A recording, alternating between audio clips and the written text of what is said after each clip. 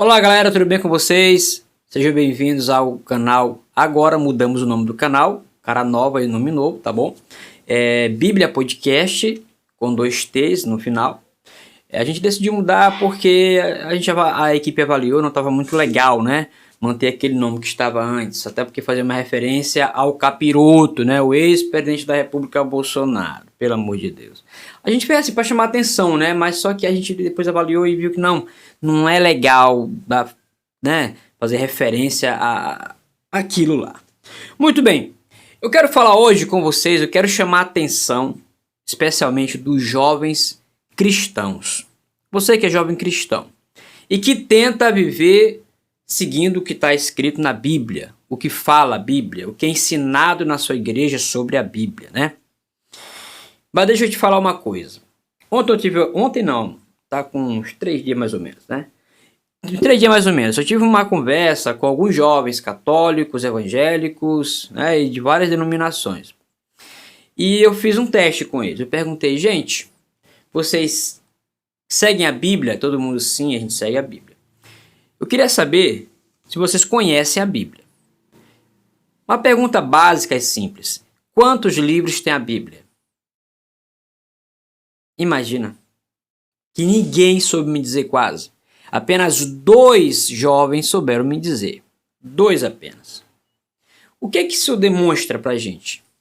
Demonstra que a juventude que está aí nas igrejas, que segue, né, uma religião cristã ou judaica, que segue a Bíblia Sagrada, né, esse livro chamado Bíblia, né? Essa aqui é a minha Bíblia, certo? Eu tenho ela há quase 2 décadas. É a Bíblia de Estudo e Esperança, nunca larguei. Muito boa mesmo. Já quero indicar para os jovens cristãos esta Bíblia, que ela é bem interessante. Como é que ela funciona? Ela tem uma pergunta para cada dia do ano e um texto bíblico respondendo aquela pergunta. Foram perguntas feitas por jovens, adolescentes, e essa Bíblia foi preparada para responder a essas dúvidas de jovens e adolescentes sobre o que está escrito nela. E as perguntas, as dúvidas referentes a assuntos polêmicos, fáceis de entender e também alguns complexos, né? Como, por exemplo, moda, música, mundanismo e tal, para você entender bem melhor o que é isso. Ok, então, os jovens cristãos, eu percebi que a falta do conhecimento bíblico, para quem segue a Bíblia, tá? E aqui eu não estou dizendo que você tem que seguir só a Bíblia. Quem quiser, eu não estou aqui para dizer quem está certo, eu estou aqui para buscar a correção de falsas interpretações que se faz da Bíblia e se usa para controle das pessoas, né? Ficar na rédea. E isso interfere na vida pessoal, na vida íntima e até na vida social das pessoas, especialmente dos jovens. E leva a criar fanatismo, maluquices, pensamentos assim do mundo paralelo e que levam muitos jovens a viver uma vida esquisita, isolada da sociedade. E isso tolhe a liberdade desses jovens, e isso deixa esses jovens com a cara da Idade Média, tá? Ou do primeiro século da igreja primitiva, tá? E assim, a gente está no século XXI, não é? E um grande problema é esse, não conhecer a Bíblia e tudo que o líder fala lá no púlpito da igreja, se acredita, se aceita, com o argumento de que é o líder espiritual, de que ele fala em nome de Deus ali, ele recebeu o dom de Deus, dizem assim, né, nas igrejas evangélicas, da palavra, né?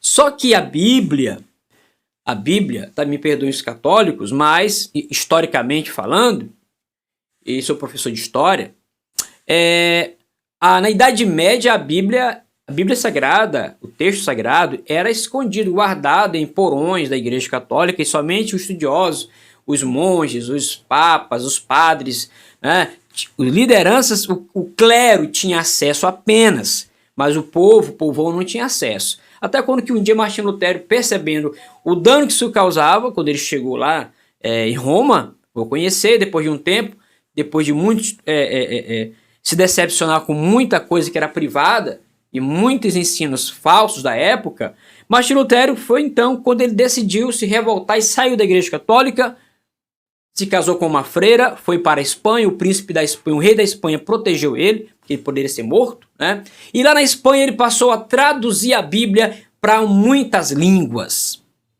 A partir dessa tradução, todo mundo passou a ter acesso e liberdade de interpretação do texto sagrado. Então não valia mais apenas uma opinião, uma visão, que era da Igreja Católica. Agora todo mundo é livre e várias opiniões, várias interpretações agora vão surgir. Mas será que é isso que está certo? Qualquer interpretação? Não. A Bíblia é um livro histórico, geográfico, científico. Por que científico? Porque tem as suas próprias estruturas literárias e comprovadas de um livro que tem um conhecimento comprovado, em sua grande maioria. Tá? Então, o que acontece? Se desenvolveu, os estudos desenvolveram as disciplinas, os métodos e técnicas de entendimento da Bíblia, interpretação da Bíblia. E um deles é a hermenêutica. Quando você não conhece nada de hermenêutica, você não consegue interpretar direito o que está escrito. Porque não é só você ler o texto e você, pronto, você dá a interpretação que você quiser. A explicação, o entendimento que você quiser. Não é assim. A Bíblia tem regras que devem ser seguidas para você entendê-la e saber interpretá-la. Interpretação da Bíblia depende de hermenêutica, depende de exegese, de você conhecer as línguas originais em que ela foi escrita, depende de você conhecer a história dela, depende de você mergulhar no conhecimento sobre ela, que é exatamente o que está faltando para o jovem cristão. A grande maioria, aí ficam alguns como gurus, não é? Sendo considerados mais espirituais, sendo considerados líderes dos jovens, e que eles que vão guiar, orientar, etc e tal. Aí se cria uma série de coisas que nem existe na Bíblia. Tá? Isso é tão sério, não conhecer direito a Bíblia e ser manipulado, ser fanatizado, ser enganado, ser tapeado, que Deus deixou escrito, né, aqui na ótica cristã, eu vou usar essa expressão, tá? Que Deus deixou escrito aqui na Bíblia, no livro de Oséias, Deus mandou Oséias falar para o povo. Depois de Oséias relatar no capítulo 4 toda uma situação da nação de Israel, aquele que era chamado povo de Deus no Antigo Testamento. Depois de ele relatar todos os escândalos, a corrupção, né, o desvio da verdade, o desvio da moralidade que se era pregada, que era ensinada, a depravação completa desse povo judeu. Então ele resume, ele fecha o texto dizendo o seguinte, o versículo 6, ele diz assim, ó, o meu povo está sendo destruído porque lhe falta o conhecimento. Porque tu, sacerdote, rejeitaste o conhecimento, também eu te rejeitarei, para que não sejas sacerdote diante de mim.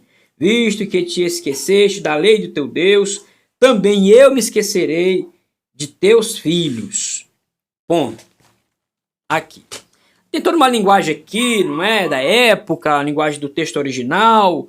E só fazer uma ressalva, hein? A tradução aqui é de João Ferreira de Almeida, tá? Mas para a gente ter certeza que o texto quer dizer, o que o autor quis dizer, é bom a gente comparar essa versão da nossa, traduzida para a gente no português, com a versão original escrita em hebraico, ok? Para a gente evitar alguns erros de interpretação. Então vejam que Deus ele alertou o povo dele e concluiu, olha, fala aí, Oséias, para esse povo, que eles estão sendo destruídos porque falta o conhecimento. E aí depois ele acusa o sacerdote. Porque tem essa coisa, né? De que tem um líder espiritual, tem o sacerdote que ele ensina. Tem a questão do líder, né? O líder que orienta, que fala, que ensina, que recebe de Deus a mensagem, etc e tal. Só que isso não é mais assim, acabou. Depois que Martim Lutero traduziu a Bíblia, todo mundo tem liberdade de estudar e conhecer, interpretar a Bíblia e usar para si o que achar melhor para a sua vida, tá? E também não estou dizendo aqui que a Bíblia é o único livro que você deve seguir, não. Se você quer seguir o budismo, o mormonismo, os Hare Krishnas, qualquer religião que você quiser, você pode seguir. Eu não estou dizendo que tem que ser só a Bíblia. Tem vários outros livros sagrados que também têm a validade para atender a necessidade espiritual do ser humano, tá? Como eu disse antes, eu não estou aqui para dizer quem está certo, nem quem está errado, mas estou aqui para falar da Bíblia e posso ter outros vídeos também falando de outros livros a título de conhecimento, mas aqui eu vou atacar o mau uso da Bíblia para controlar pessoas, para interferir na intimidade de pessoas, com a desculpa, com a justificativa de que é Deus, é Jesus, é a Bíblia que está falando, etc e tal, quando é mal interpretado realmente. Aí daí surgiu uma série de fanatismos, uma série de mentiras, como por exemplo, a proibição de usar certo tipo de roupa, mulher proibida de usar roupa de homem, mulher proibida de usar brinco. E, engraçado que é mais sobre as mulheres, né? Sobre os homens não tem quase nada. Né? Quase nada. Mulher proibida de pintar o cabelo, de cortar o cabelo, de usar cordão, de usar piercing. Sabe, a questão da beleza, da moda, tudo isso é tolhido, é reprovado. Isso foi inventado por líderes religiosos. Isso não vem da Bíblia. E a gente vai ver isso em outros vídeos com mais calma, tá? Pra gente entender. Só um texto, por exemplo, do Antigo Testamento, se eu não me engano, Deuteronômio, Levítico, tá? Que diz que Deus abomina que o homem vista roupa de mulher e a mulher vista roupa de homem, né? As vestes de homem e as vestes de mulher vistam o contrário, né? Cara, isso foi uma questão lá do Antigo Testamento, lá entre o povo judeu. E outra coisa, isso tinha um objetivo, tá? Para aquele povo essa regra valia. E era uma questão da lei, não é da graça. E outra coisa, as diferenças de roupa de homem e de mulher na roupa judaica, dos judeus, dos israelitas, é pouquíssima. É pouquíssima. É o véu que geralmente os homens não usam, mas as mulheres. Mas todo mundo usa roupão. Se fosse chamar aqui, seria roupão, né? Usa roupão. Então isso não existe. Se você, jovem cristão, se algum líder, alguém diz para você, olha, não, menina, jovem, não pode usar calça porque é pecado. Pergunte, aonde está escrito que é pecado? Ah, tá lá em Deuteronômio, Levítico. Ah, isso é da lei, não é da graça, eu estou na graça. Então não tem validade. Isso foi para aquele povo, não é para mim. E aí tem uma série como é que eu posso falar? De falsas interpretações, de confusões, e que os jovens cristãos acabam levando uma vida isolada, esquisita, tolhe seus talentos, suas qualidades, suas competências e habilidades e vive uma vida sem qualidade por conta disso. E para finalizar esse vídeo, para não ficar muito longo, tá? Paulo disse que para a liberdade foi que Cristo nos libertou. Então quem segue o cristianismo e acredita que foi liberto do pecado por Jesus Cristo, então foi para a liberdade, não foi para ficar preso, dominado. Não foi. Não foi. Certo? E a gente vai ver essas questões com mais detalhe depois. Mas é fundamental entender isso, que até o próprio Deus, para quem acredita em Deus, até o próprio Deus da Bíblia, ele está preocupado, esteve preocupado e ainda está com o mau uso da palavra dele e a falta do conhecimento desse livro que é conhecido como a palavra de Deus, né, e tal. O livro sagrado chamado Bíblia, né? Inclusive a palavra Bíblia é plural, a palavra Biblos no grego é singular. Bíblia, conjunto de livros, como aqui tem 66. Biblos era um livro individualmente, que está escrito no grego, no original. Muito bem. Então fica esse alerta. Já quero indicar um livro, hein? O livro do pastor Ricardo Gondim,